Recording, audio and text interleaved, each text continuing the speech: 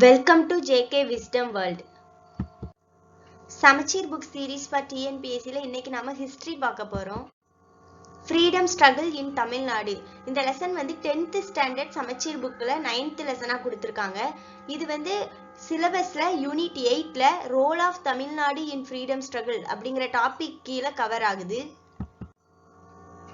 Freedom struggle in Tamil Nadu, அதாவது பார்த்தீங்கன்னா தமிழ்நாட்டில் ஃப்ரீடம் ஸ்ட்ரகிள் பிரிட்டிஷ்க்கு எதிராக எப்பத்துல இருந்து போராட்டம் தொடங்குதுன்னு பார்த்தீங்கன்னா முதல்ல பாளையக்காரர்ஸ் தான் ஃபர்ஸ்ட் இந்த ஃபைட்டை ஸ்டார்ட் பண்றாங்க. அதுக்கப்புறம் பார்த்தீங்கன்னா வேலூர் ரிவோல்ட் வரும் 1806ல் வேலூர் கழகம். அதற்கப்புறமா பார்த்தீங்கன்னா பிரிட்டிஷ் எல்லாத்தையுமே கட்டுப்படுத்திட்டே இருப்பாங்க. அதுக்கப்புறம் இன்ட்ரடக்ஷன் ஆஃப் வெஸ்டர்ன் எஜுகேஷனை இன்ட்ரடியூஸ் பண்றதுனால ஒரு மிடில் கிளாஸ் கிரியேட் ஆகுது. இந்த மிடில் கிளாஸ் மக்களுக்கு பிரிட்டிஷை அவங்களுடைய எக்ஸ்ப்ளாய்டேஷனை வெளிப்படுத்தணும், பிரிட்டிஷ் எப்படியெல்லாம் நம்மளை யூஸ் பண்ணிக்கிறாங்க அப்படிங்கிறத வெளிப்படுத்தணும் அப்படின்னு சொல்லி நிறைய பொலிட்டிக்கல் ஆர்கனைசேஷன் ஸ்டார்ட் பண்றாங்க. தமிழ்நாட்டுல இந்த சுதந்திர போராட்டம் கொஞ்சம் வித்தியாசமானது. மற்ற இடத்துலலாம் பாத்தீங்கன்னா பிரிட்டிஷ்க்கு எதிராக மட்டும்தான் இருந்தது. ஆனா தமிழ்நாட்டுல தான் காஸ்ட் சிஸ்டம்க்கு, ஜாதி கொடுமைக்கு எதிராகவும் நம்மளுக்கு விடுதலைங்கிறது பிரிட்டிஷ் கிட்ட இருந்து மட்டும் கிடையாது, ஒரு அப்பர் காஸ்ட் கிட்ட இருந்து லோவர் காஸ்டுக்கும் ஒரு விடுதலை வேணும் அப்படிங்கிற மாதிரி நிறைய விமர்சனங்களை வச்சு அதுக்காண்டி நிறைய பொலிட்டிக்கல் அசோசியேஷன்ஸ் எல்லாம் கிரியேட் பண்றாங்க. ஏர்லி நேஷனலிஸ்ட் ரிங்ஸ் இன் தமிழ்நாடு, அதாவது தமிழ்நாட்டுல தேசிய உணர்ச்சி எப்படி வெளிப்படுதுன்னு பாத்தீங்கன்னா முதல்ல பொலிட்டிக்கல் அசோசியேஷன் ஸ்டார்ட் பண்றாங்க. மேஜரா பாத்தீங்கன்னா 1852ல மெட்ராஸ் நேட்டிவ் அசோசியேஷன் ஸ்டார்ட் பண்றாங்க. இதுதான் ஒரு இயர்லியஸ்ட் ஆர்கனைசேஷன் சவுத் இந்தியால ஒரு லார்ஜர் பப்ளிக்காக, அதாவது மற்ற இடத்துல எல்லாம் ஒரு செக்டாருக்கு மட்டும் இருக்கும், ஒரு பிரிவினருக்கு மட்டும் இருக்கும். ஆனா இது மட்டும் ஹோல் எல்லா பப்ளிக்கும் சேர்த்து இருக்கும். அது ஸ்டார்ட் பண்ணது யாருன்னா கசுலு லக்ஷ்மண ராசு, ஸ்ரீனிவாசர், அப்புறம் இன்னும் சில பேர். இவங்க எல்லாம் தான் இதை ஸ்டார்ட் பண்ணுவாங்க மெட்ராஸ் நேட்டிவ் அசோசியேஷனை. அதுல முக்கியமா யாரு மெம்பர்ஸா இருப்பாங்கன்னு பாத்தீங்கன்னா மெர்ச்சன்ட்ஸ் தான் மெம்பர்ஸா இருப்பாங்க. இவங்களோட அப்ஜெக்டிவ், இவங்களோட நோக்கம் என்னன்னு பாத்தீங்கன்னா மெர்ச்சன்ட்ஸ்னு சொல்லிட்டேன், வணிகர்கள்ங்கிறதுனால அவங்க முதல் நோக்கம் என்னன்னா அவங்க டாக்ஸை குறைக்கணும் அப்படிங்கிறது அவங்களுடைய ஒரு பெரிய நோக்கம். அதுக்கப்புறம் கிறிஸ்டியன் மிஷனரிஸ் அவங்களுக்கு பிரிட்டிஷ் கவர்மெண்ட் சப்போர்ட் பண்ணுவாங்க, அந்த சப்போர்ட்டை நிறுத்தணும் அப்படின்னு அவங்களுக்கு எதிராகவும் இவங்க நிறைய விமர்சனங்கள் வைப்பாங்க. அதுக்கப்புறமா ரெவென்யூ அபிஷியல்ஸ் பெசன்ட்ஸ், அதாவது ஃபார்மர்ஸ் ரொம்ப டார்ச்சர் பண்ணி ரெவென்யூ கலெக்ட் பண்ணுவாங்க. அதுக்கு ஆக்சுவலா ஒரு ஆக்டே இருந்தது, டார்ச்சர் ஆக்ட் அப்படின்னு. அந்த ஆக்டையும் இவங்க அபாலிஷ் பண்ண வைப்பாங்க. இவங்களோட அச்சீவ்மெண்ட் அப்படின்னா இதுதான், டார்ச்சர் கமிஷன் அப்படின்னு ஒரு கமிஷனை பிரிட்டிஷ் போட்டு டார்ச்சர் ஆக்டை அபாலிஷ் பண்ணுவாங்க. ஆனா இவங்க 1862க்கு அப்புறமா இது சீஸ் டு எக்ஸிஸ்ட். இது அதுக்கப்புறமா மெட்ராஸ் நேட்டிவ் அசோசியேஷன் நிறுத்திடுவாங்க 1862ல. ஒரு 10 வருஷம் இவங்க இவங்களுடைய பங்களிப்பை ஃப்ரீடம் ஸ்ட்ரகிளுக்கு கொடுப்பாங்க. நெக்ஸ்ட் பாத்தீங்கன்னா தேசியவாதத்துக்கு அடுத்த அமைப்பு பொலிட்டிக்கல் அசோசியேஷன்ஸ் கிரியேட் பண்றது. அப்புறமா பாத்தீங்கன்னா நியூஸ் பேப்பர், பிரஸ் ஸ்டார்ட் பண்றது. இந்த பிரஸ் ஏன் ஸ்டார்ட் பண்றாங்க, இது எங்க ஆரம்பிக்குன்னு பாத்தீங்கன்னா டி முத்துசாமி இவரை ஃபர்ஸ்ட் இந்தியன் ஜட்ஜ், ஒரு இந்தியனை ஜட்ஜா மெட்ராஸ் ஹைகோர்ட்ல 1877ல அப்பாயின்மெண்ட் பண்றாங்க. அப்போ அங்க இருக்கிற மெட்ராஸ்ல இருக்கிற எல்லா பிரஸ்ஸுமே இதை கிரிட்டிசைஸ் பண்ணி ஒரு இந்தியனை போய் ஜட்ஜா அப்பாயின்மெண்ட் பண்றாங்க, அந்த மாதிரி கிரிட்டிசைஸ் பண்ணி எழுதுவாங்க. அப்போ இந்தியன்ஸ்ல எஜுகேட்டட் கிளாஸுக்கு தோணும், ஏன் எல்லா பிரஸ்ஸும் எழுதுது அப்படின்னு பாத்தீங்கன்னா பிரஸ் எல்லாமே பிரிட்டிஷோட பிரஸ், பிரிட்டிஷ் கிட்ட இருக்கிற பிரஸ் அப்படிங்கறதுனாலதான் அவங்க ஒரு இந்தியன் அப்பாயின்மெண்ட் பண்ணினதுனால அதுக்கு ரொம்ப கடுமையா விமர்சிக்கிறாங்க. சோ நம்மளுடைய நம்மளுடைய டிமாண்ட்ஸை வைக்கணும், நம்ம பெர்ஸ்பெக்டிவை காட்டணும் அப்படின்னா இந்தியன்ஸ்க்கும் பிரஸ் தேவை. சோ பிரஸ் ஸ்டார்ட் பண்றாங்க. 1878ல தி ஹிந்துவை G Subramaniam, G Vijayaraghavachariar and 4 other friends இவங்க எல்லாரும் சேர்ந்து தி ஹிந்து நியூஸ் பேப்பரை ஸ்டார்ட் பண்றாங்க. தி ஹிந்து தான் இந்தியால வெஹிக்கிள் ஆஃப் நேஷனலிஸ்ட் ப்ரொபகேண்டா. அதுக்கப்புறமா தமிழ்ல ஸ்வதேசமித்திரன் அப்படிங்கிற நியூஸ் பேப்பரை ஜி சுப்பிரமணியம் ஸ்டார்ட் பண்ணுவாரு. அது ஃபர்ஸ்ட் வார பத்திரிகையா இருக்கும். 1891ல இது பீரியாடிக்கலா இருக்கும். அப்புறம் 1899ல இது டெய்லி நியூஸ் பேப்பர் ஆயிரும். அண்ட் இந்த 2 நியூஸ் பேப்பர்னால இன்ஸ்பயர் ஆகி நிறைய வட்டார செய்தித்தாள்கள் வந்து வருது, நேட்டிவ் நியூஸ் பேப்பர்ஸ் என்னெல்லாம் பாத்தீங்கன்னா Indian Patriot, South Indian Mail, Madras Standard, Deshabhimani, Vijaya, Suryodayam and India. இந்த இந்தியா நியூஸ் பேப்பர்லாம் பாத்தீங்கன்னா பாரதியார் ஸ்டார்ட் பண்ணது. அண்ட் ஜி சுப்பிரமணியம் எடுத்துக்கிட்டோம்னா அவர் வந்து அவருடைய ரைட்டிங்ஸ் மூலமா நேஷனலிசத்தை ப்ரொமோட் பண்ணுவாரு. அவர் வந்து நவ்ரோஜி, அதாவது தாதாபாய் நவ்ரோஜி, கோபாலகிருஷ்ண கோகலே இவங்களுக்கு ஈக்குவலா ஃப்ரீடம் ஸ்ட்ரகிள்ல இவங்களை ஈக்குவலா வச்சிருக்காங்க. இவரே இந்தியாவுல வந்து பிரிட்டிஷ் எப்படி எக்கனாமிக் எக்ஸ்பிளாய்டேஷன் பண்ணுது அப்படி, அதாவது பொருளாதார சுரண்டல் அதை வெளிப்படுத்துறதுதான் இவருடைய பெரிய ஏம். அதுக்காண்டி இவர் நிறைய கான்ட்ரிபியூட் பண்ணியிருக்காரு. நெக்ஸ்ட் பாத்தீங்கன்னா மெட்ராஸ் மகாஜன சபா. இந்த மெட்ராஸ் நேட்டிவ் அசோசியேஷன் சொன்னோம், அது 1852ல ஸ்டார்ட் ஆகி 1862ல நின்னுருது. அதுக்கு அடுத்து பாத்தீங்கன்னா மெட்ராஸ் மகாஜன சபா எப்பன்னா 16 மே 1884 ஸ்டார்ட் பண்றாங்க. இதுல என்னன்னா ஒரு கிளியர் நேஷனலிஸ்டிக் அப்ஜெக்டிவ்ஸோட ஸ்டார்ட் பண்ணது, ஒரு சவுத் இந்தியால earliest organisation with clear nationalistic objectives அப்படின்னு பாத்தீங்கன்னா அது மெட்ராஸ் மகாஜன சபா தான். இது வந்து ஃபர்ஸ்ட் ஒரு ட்ரைனிங் கிரவுண்டா இருக்கு, அதாவது நேஷனலிஸ்ட் லீடர்ஸ்க்குலாம் ஃபர்ஸ்ட் ஜெனரேஷன் லீடர்ஸ்க்கெல்லாம் ஒரு ட்ரைனிங் கிரவுண்ட் அப்படின்னு பாத்தீங்கன்னா அது இந்த மெட்ராஸ் மகாஜன சபா தான். இதை ஸ்டார்ட் பண்ணது யாருன்னா Veera Raghavachari, Ananda Charlu, Rangaiah and few others. இவங்க எல்லாம் சேர்ந்துதான் 16 மே 1884ல மெட்ராஸ் மகாஜன சபாவை ஸ்டார்ட் பண்றாங்க. ரங்கையா தான் ஃபர்ஸ்ட் பிரசிடென்டா இருப்பாரு, அனந்த சார்லு வந்து செக்ரட்டரியா இருப்பாங்க.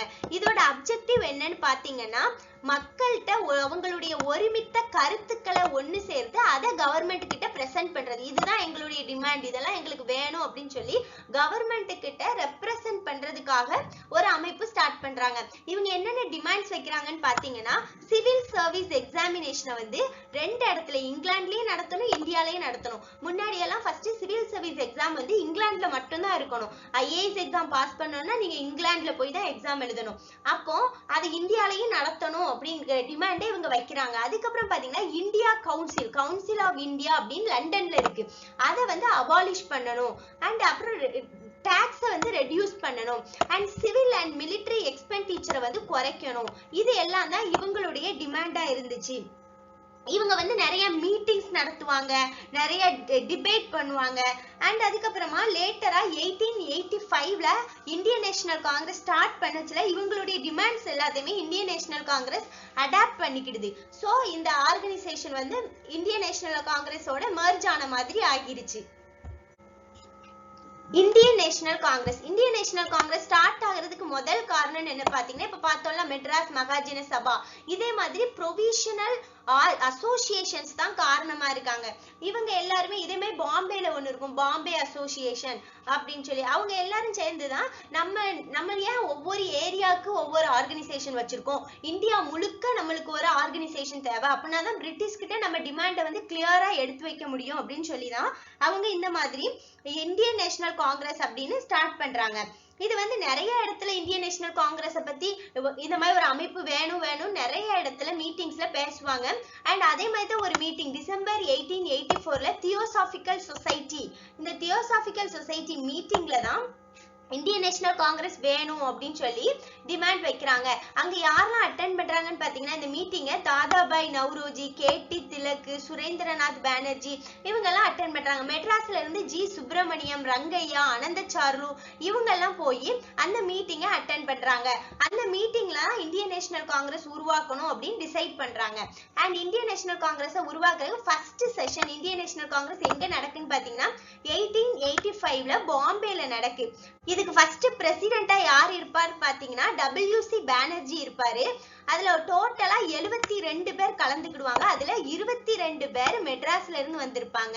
அண்ட் இந்த கவுண்ட் எல்லாம் நீங்க இம்பார்ட்டன்டா நினைக்கலாம், பட் क्वेश्चंस கேட்பாங்க, எவ்வளவு பேர் ஃபர்ஸ்ட் செஷன் இந்தியன் நேஷனல் காங்கிரஸ்ல மெட்ராஸ்ல இருந்து கலந்துக்கிட்டாங்க, இந்த மாதிரி क्वेश्चन கேட்கச்சுல நீங்க ஆன்சர் பண்ணணும். சோ இதெல்லாம் மக்கப் பண்ணிருங்க. 72க்குள்ள 22 பேர் மெட்ராஸ்ல இருந்து போயிருக்காங்க. செகண்ட் செஷன் வந்து 1886 வருஷம் இந்தியன் நேஷனல் காங்கிரஸ் செஷன்ஸ் நடக்கும். So first session 1885, second session 1886ல கல்கட்டால நடக்கும். அதுக்கு வந்து சேர்மனா இருந்தது Dadabhai Naoroji. And third session பாத்தீங்கன்னா 1887ல மெட்ராஸ்ல மக்கீஸ் கார்டன் அப்படிங்கிற இடத்துல நடக்கும். இப்ப இந்த மக்கீஸ் கார்டனோட பேர் வந்து 1000 லைட்ஸ். இதுக்கு யார் பிரசிடென்டா இருப்பாருன்னு பாத்தீங்கன்னா பத்ருப்தீன் தியாப்ஜி, இவங்க தான் பிரசிடென்டா இருப்பாங்க. இதுல பாத்தீங்கன்னா 607 பேர் கலந்துக்கிடுவாங்க. அதுல பாதிக்கு மேல 362 பேர் வந்து மெட்ராஸ் பிரசிடென்சில இருந்து போய் அங்க கலந்துக்கிடுவாங்க. இப்போ நம்ம மாடரேட் ஸ்பேஸ், அதாவது மாடரேட் ஸ்பேஸ் அப்படின்னா என்னன்னா, இந்த மாடரேட் ஸ்பேஸ்ல என்ன பண்ணுவாங்க லீடர்ஸ் அப்படின்னா, கான்ஸ்டிடியூஷனல் மெத்தட்ஸ்ல தான் அவங்க வந்து டிமாண்ட்ஸ் எல்லாம் வைப்பாங்க. அதாவது பெட்டிஷன் கொடுப்பாங்க, பிரேயர் பண்ணுவாங்க. ஏதாவது ஒரு விஷயம் நடக்கு, இப்ப பாத்தீங்கன்னா இந்த டார்ச்சர் ஆக்ட்னு ஒண்ணு சொன்னேன், அதுக்கு எதிரால எவிடன்ஸ் கலெக்ட் பண்ணுவாங்க. எவிடன்ஸ் கலெக்ட் பண்ணி அந்த கமிட்டி முன்னாடி அதை கொடுத்து அந்த ஆக்டை வந்து அபாலிஷ் பண்ண வைப்பாங்க. இந்த மாதிரி பிரிட்டிஷோடைய விதிகளுக்கு உட்பட்டு நம்மளுக்கு டிமாண்ட் கேட்கறது, அதுதான் மாடரேட்ஸோட ஒர்க்கே. அவங்க வந்து ரொம்ப மாடரேட்டா போனாங்க, அதனாலதான் அதை மாடரேட் ஃபேஸ் அப்படின்னு சொல்லுவாங்க. இந்த மாடரேட்ஸ்னால என்ன பயன் நடந்ததுன்னு பாத்தீங்கன்னா, இவங்க வந்து பிரிட்டிஷோட எக்ஸ்ப்ளாய்டேஷனை வெளிப்படுத்துறாங்க. பிரிட்டிஷ் என்ன மாதிரி எல்லாம் கொள்ளையடிக்கிறாங்க, அதனால நம்மளுக்கு என்னெல்லாம் நடக்குது. ஏன்னா ஒரு செக்டர் வந்து நினைச்சாங்க பிரிட்டிஷ் வர்றதுனால ரயில்வே வருது, நிறைய இது வருது, அதனால நம்மளுக்கு வந்து ஒரு பொருளாதார வளர்ச்சி தான், நம்மளுக்கு இந்த மாதிரி ஒரு சயின்டிபிக் ஸ்டடிஸ் கிடைக்கி அப்படின்னு சொல்லி அதை ஒரு நல்ல விதமா பார்த்த ஒரு செக்டார்ஸும் இருந்தாங்க. சோ இவங்க வந்து இல்ல, பிரிட்டிஷ் வந்து எக்கனாமிக் எக்ஸ்ப்ளாய்டேஷன் தான் பண்றாங்க, அதுதான் அவங்க ஏம் அப்படிங்கறத மக்கள் கிட்ட கொண்டு போகணும் அப்படிங்கிறது தான் இவங்களுடைய முதல் ஏமா இருந்தது. அண்ட் இவங்க அதுல சக்சஸும் ஆனாங்க. அண்ட் நெக்ஸ்ட் பாத்தீங்கன்னா, இவங்க வந்து கவர்மெண்ட்டை வந்து பீப்புளுக்கு சொல்லணும். இங்கிலாந்துல பாத்தீங்கன்னா நல்ல டெமோக்ராட்டிக்கா இருக்கும், இங்கிலாந்துல வந்து மக்களாட்சி இருந்தது. பட் இந்தியாவை பொறுத்த வரைக்கும் அவங்க மக்களாட்சி இல்ல, எல்லாமே பிரிட்டிஷ் போடுற சட்டங்கள் தான், கவர்னர் கையில தான் பவர் இருக்கும். சோ அதையும் மக்களுக்கு வெளிப்படுத்தணும் அப்படின்னு நினைச்சாங்க. தமிழ்நாட்டுல இருந்து யாரெல்லாம் மாடரேட் ஸ்பேஸ்ல இருந்த லீடர்ஸ் அப்படின்னு பாத்தீங்கன்னா, V S. Srinivasa Sastri, P S. Sivaswami, V. Krishnaswami, T R. Venkataramanar, G A. Natesan, T M. Madhava Rao, S. Subramaniar, இவங்க எல்லாம் மாடரேட் லீடர்ஸ். உங்களுக்கு வந்து ஆப்ஷன்ல இவங்க நேம் கொடுத்துட்டு இதுல யாரு மாடரேட் லீடர் இந்த மாதிரி क्वेश्चंस கேட்கலாம். சோ நீங்க வந்து நல்லா படிச்சு வச்சுக்கோங்க இந்த லீடர்ஸோட நேம் எல்லாம். அண்ட் இப்போ நம்ம மெட்ராஸ் பிரசிடென்சி அப்படின்னு சொல்றோம். இப்ப இருக்கிற தமிழ்நாடு வந்து மெட்ராஸ் பிரசிடென்சில ஒரு பார்ட் தான். மெட்ராஸ் பிரசிடென்சிங்கிறது வெறும் தமிழ்நாடு மட்டும் கிடையாது. எதெல்லாம் பாத்தீங்கன்னா, ஆந்திரால வந்து கோஸ்டல் டிஸ்ட்ரிக்ட்ஸும் ராயலசீமா இந்த ஏரியாவும் மெட்ராஸ் பிரசிடென்சில தான் இருந்தது. அண்ட் கர்நாடகால பாத்தீங்கன்னா பெங்களூரு, பெல்லாரி, சவுத் கனரா இந்த ஏரியாஸ்லாம் மெட்ராஸ் பிரசிடென்சில இருந்தது. கேரளால மலபார், ஒடிஷால வந்து கஞ்சம் அப்படிங்கிற ஏரியா மெட்ராஸ் பிரசிடென்சில இருந்து. இதுவும் உங்களுக்கு மேட்ச் தி ஃபாலோவிங்ல கேட்கலாம். சோ நல்லா படிச்சுக்கோங்க.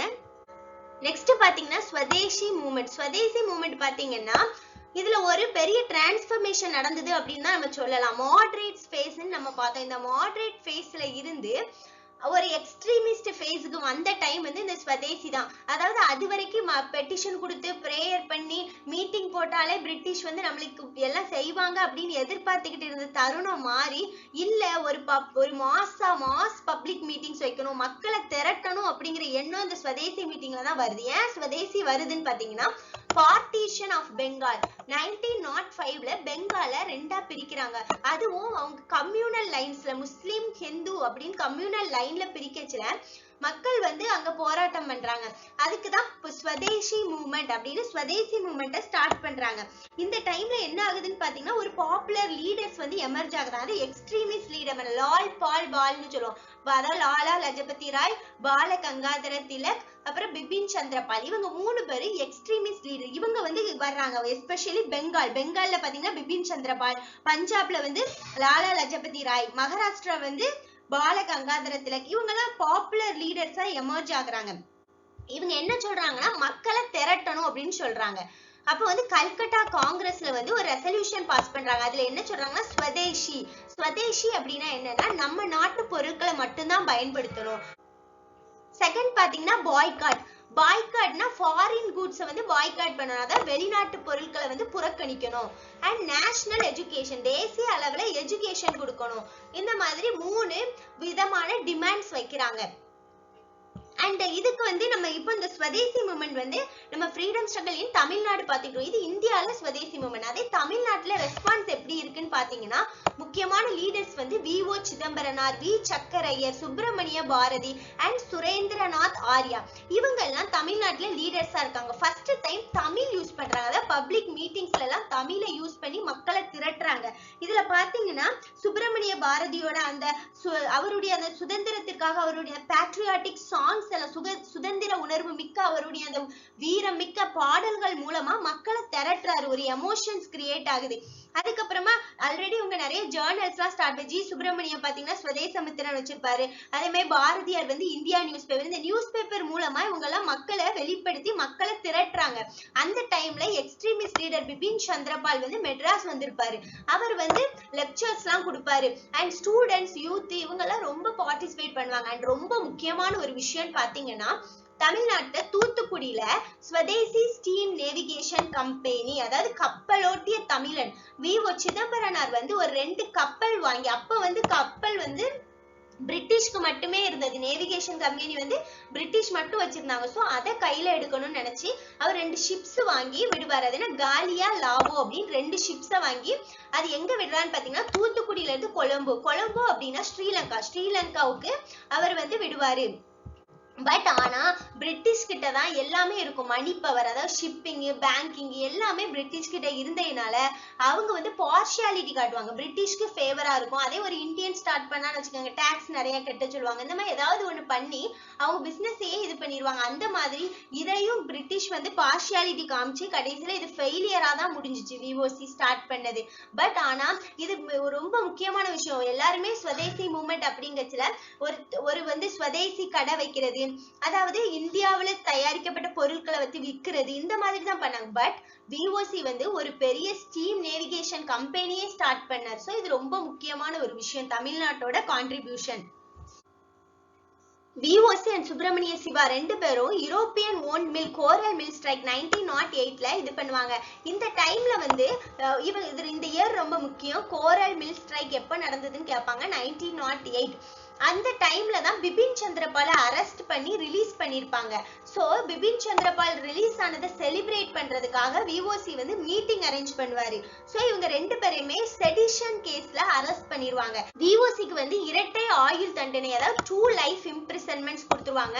இதை கேட்ட உடனே திருநெல்வேலியில வந்து ஒரு கலகம் உண்டாகும். ரயாட்ஸ் இன் திருநெல்வேலி வரும். அதுல வந்து பீப்புள் போய் கோர்ட்டு, அப்புறம் ஸ்கூலு, முனிசிபல் ஆபீஸ், இந்த மாதிரி எல்லா இடத்தையும் அடிச்சு நொறுக்கிடுவாங்க. போலீஸ் ஸ்டேஷன் எல்லாத்தையும் தீ வச்சு கொளுத்திடுவாங்க. அதுல ஒரு 4 பேர் வந்து போலீஸ் ஃபயரிங்னால இறந்துருவாங்க. சோ இப்போ வந்து வி.ஓ.சியை வந்து அதனால ரொம்ப டார்ச்சர் பண்ணுவாங்க. ஜெயில பாத்தீங்கன்னா அவர் செக்கிழுக்க வைப்பாங்க. அதான் செக்கிழுத்த செம்மல் அப்படின்னு வி.ஓ.சியை சொல்லுவாங்க. அவரை வந்து அவருக்கு ஹெவியான அந்த செக்குன்னா என்னன்னா அந்த ஆயில் ரெடி பண்ற அந்த செக்கு எல்லாத்தையும் ரொம்ப ஹெவியா இழுக்க வைப்பாங்க. அண்ட் அதுக்கப்புறம் பாத்தீங்கன்னா சுப்பிரமணியம் அண்ட் எத்திராஜ், சுரேந்திர ஆர்யா இவங்க எல்லாரையும் அரெஸ்ட் பண்ணிடுவாங்க.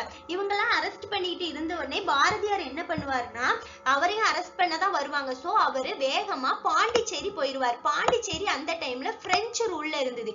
அடைக்கலம் புகுந்துருவாரு. பாண்டிச்சேரிக்கு இவர் போறதை பார்த்துட்டு ஆரபிந்திர கோஷ், அப்புறம் வி.வி. சுப்பிரமணியர் இவங்க எல்லாருமே பாண்டிச்சேரி போய் அங்க இருந்து இவங்களுடைய கான்ட்ரிபியூஷனை கொடுப்பாங்க. பாரதியார் பாத்தீங்கன்னா அங்க இருந்துகிட்டே இந்தியா நியூஸ் பேப்பரை பப்ளிஷ் பண்ணுவாரு. இந்த மாதிரி அவங்க ஆக்டிவிட்டிஸ் எல்லாத்தையுமே அங்க கொண்டு போயிருவாங்க. சோ இப்படிதான் இந்த மாதிரி தான் ரொம்ப சப்ரஸ் பண்ணி பிரிட்டிஷ் வந்து ஸ்வதேசி மூவ்மெண்ட்டை க்ளோஸ் பண்ணுவாங்க.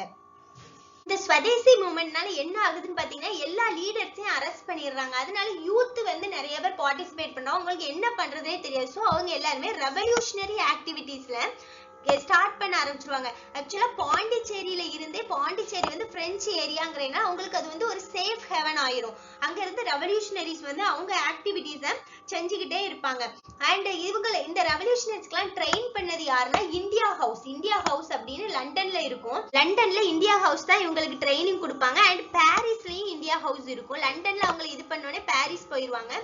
அவங்க வந்து ட்ரெயின் பண்ணுவாங்க. அதுல யாரெல்லாம் இருப்பாங்கன்னு பாத்தீங்கன்னா எம்.பி.டி. ஆச்சாரியா, வி.வி. சுப்பிரமணியர், டி.எஸ்.எஸ். ராஜன் இவங்க எல்லாருமே ரொம்ப முக்கியமானவங்க. ரெவல்யூஷனரி டெரரிசம்ல ரொம்ப முக்கியமானவங்க.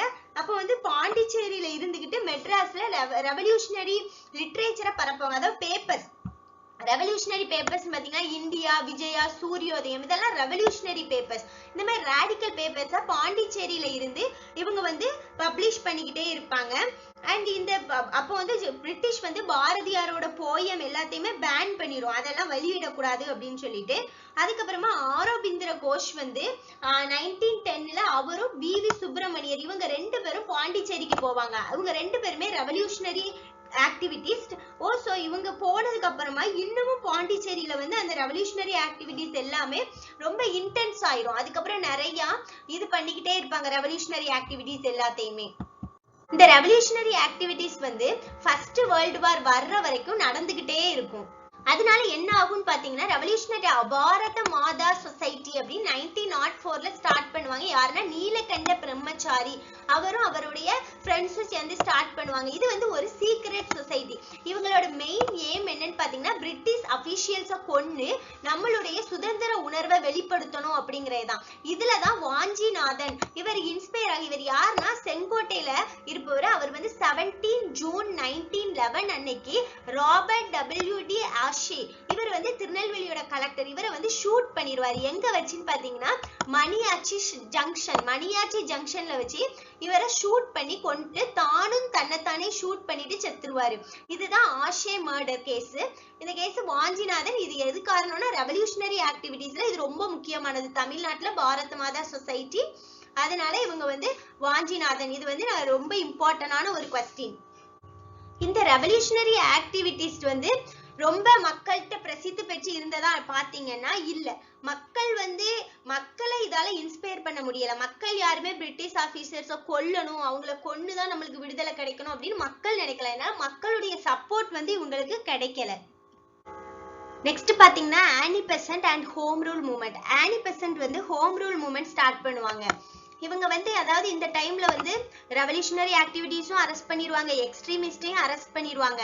இந்த பீரியட்ல பிரிட்டிஷ் என்ன பண்ணுவாங்கன்னா நம்மளுடைய மாடரேட்ஸ்க்கு எப்பவுமே பிரிட்டிஷோட கொள்கை என்னன்னு பாத்தீங்கன்னா மாடரேட்ஸ்க்கு வந்து ஆஃபர் கொடுத்துக்கிட்டே இருப்பாங்க, நல்லது செய்யற மாதிரியே பண்ணிட்டு இருப்பாங்க. ஆனா எக்ஸ்ட்ரீமிஸ்ட் அண்ட் ரெவல்யூஷனரிஸ் வந்து எப்ப முதல்ல அரெஸ்ட் பண்ணி அவங்கள சப்ரஸ் பண்ணிக்கிட்டே இருப்பாங்க. அந்த மாதிரி பண்ணச்சுல 1909ல மின்டோ மார்லி ரிஃபார்ம்ஸ் வந்து மாடரேட்ஸுக்கு கொடுப்பாங்க. பட் மாடரேட்ஸ்க்கு வந்து அது போதுமானதா இருக்காது. மாடரேட்ஸ் எதிர்பார்த்த எந்த ரிஃபார்மும் இருக்காது. அதுக்கு பதிலா அவங்க வந்து கம்யூனலிசத்தை ப்ரமோட் பண்ற மாதிரி கம்யூனல் எலக்டோரேட் கொடுத்துருவாங்க. முஸ்லிம்ஸ்க்கு 1909ல கம்யூனல் எலக்டோரேட் கொடுத்துருவாங்க. இந்த டைம்ல வந்து பிரிட்டிஷ்க்கு அவங்களுடைய ஃபர்ஸ்ட் வேர்ல்டு வார்ல 1914 to 1918 நடக்கும். அந்த பீரியட்ல வந்து ரொம்ப ஹெல்ப் பண்ணும். நம்ம இந்தியா வந்து வாலண்டியரா போய் பொருள் உதவி, அதே மாதிரி நம்மளுடைய வீரர்கள் அனுப்புறது, இந்த மாதிரி பிரிட்டிஷ்க்கு நல்ல சப்போர்ட் பண்ணிக்கிட்டு இருக்கும். அதுக்கு எதிர்பார்த்தா ஆனா பிரிட்டிஷ் இன் ரிட்டர்ன் அவங்க எதுவுமே தரல. சோ இவங்க வந்து இப்போ என்ன பண்றாங்கன்னா இந்த டைம்ல வந்து ஃப்ரீடம் ஸ்ட்ரகிள் கொஞ்சம் வீக்கா இருக்கும். அந்த வீக் டைம்ல வந்து Annie Besant and home rule movement தான் நம்மளுடைய ஃப்ரீடம் ஸ்ட்ரகிளை எடுத்து நடத்திட்டு இருப்பாங்க. ஆனி பெசன்ட் யாருன்னா அவங்க வந்து ஐரிஷ் லேடி, அதாவது அவங்க அயர்லாண்டை சார்ந்தவங்க. அவங்க ஹோம் ரூல் மூவ்மெண்ட் அப்படிங்கறதோட பேசிஸுமே ஐரிஷ் ஹோம் ரூல் தான். அயர்லாண்ட்ல வந்து பிரிட்டிஷ் ஹோம் ரூல் வச்சிருப்பாங்க. சோ அந்த மாதிரி ஒரு ஹோம் ரூல், அதாவது பிரிட்டிஷ் வந்து மேல இருக்கலாம், பட் இந்தியர்கள் வந்து ரூல் பண்ணுவாங்க. பிரிட்டிஷ் வந்து அதுக்கு மேல அவங்களுக்கு ஒரு சுப்ரீம் பவரா இருக்கும், அவ்வளவுதான். பட் ஆனா ரூல் பண்றது, நம்மளுக்கு ரெப்ரசென்ட் பண்றது எல்லாமே இந்தியன்ஸா இருக்கணும். அதுதான் ஐரிஷ் ஹோம் ரூலோட இது. அதே மாதிரி இந்தியாலே ஒரு ஹோம் ரூல் லீக் வைக்கணும் அப்படிங்கறதுதான் இவங்க ஆசை. அதே மாதிரி இவங்க ஸ்டார்ட் பண்ணுவாங்க எப்பன்னா 1916ல ஹோம் ரூல் லீக் ஸ்டார்ட் பண்ணுவாங்க. ஆனி பெசன்ட் வந்து இந்தியாவுக்கு வரச்சிலேயே அவங்க வந்து தியோசாபிக்கல் சொசைட்டியோட லீடரா இருப்பாங்க. தியோசாபிக்கல் சொசைட்டி நம்ம ஆல்ரெடி பார்த்தோம். இந்தியன் நேஷனல் காங்கிரஸ் ஸ்டார்ட் பண்றதுக்கு இந்த தியோசாபிக்கல் சொசைட்டி மீட்டிங்கும் ஒரு காரணம் அப்படின்னு பார்த்தோம்.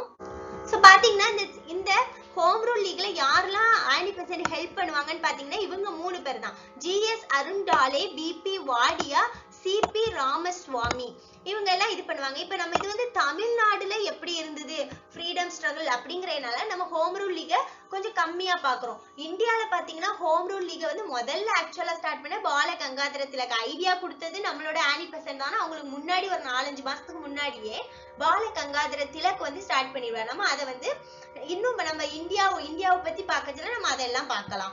அண்ட் இப்போ வந்து ஆனி பெசன்ட் 2 நியூஸ் பேப்பர் நடத்துவாங்க. ஒண்ணு வந்து நியூ இந்தியா, இன்னொன்னு காமன் வீல். இந்த 2 நியூஸ் பேப்பர் நடத்துவாங்க. அவங்கள வந்து எங்கேயுமே பப்ளிக் ஸ்பீச் பண்ணக்கூடாது அப்படின்னு சொல்லி அவங்கள பிரிட்டிஷ் வந்து பேன் பண்ணி வச்சிருக்கோம். அதே மாதிரி press act 1910 Indian press act 1910 படி ஆனி பெசன்ட் வந்து செக்யூரிட்டி டெபாசிட் அப்படிங்கிற பேர்ல நிறைய பணம் கட்ட சொல்லும். நீங்க வந்து நியூஸ் பேப்பர் நடத்தணும் அப்படின்னா கட்டாயம் பணம் கொடுக்கணும். அந்த மாதிரி பிரிட்டிஷ் நிறைய ஆர்டர்ஸ் எல்லாம் போடுவாங்க. ஆனி பெசன்ட் எழுதின புக்ஸ் பாத்தீங்கன்னா how India wrought for freedom இது ஒரு புக். அண்ட் செகண்ட் புக் பாத்தீங்கன்னா India a nation and a pamphlet of on self government. இந்த மாதிரி 2 புக்ஸ் வந்து ஆனி பெசன்ட் எழுதுவாங்க. அந்த டைம்ல தான் ஆனி பெசன்ட் 1917ல வந்து அவங்க ஐஎன்சியோட காங்கிரஸ் செஷன்ல இந்தியன் நேஷனல் காங்கிரஸோட செஷன்ல பிரசிடென்ட்டா இருப்பாங்க.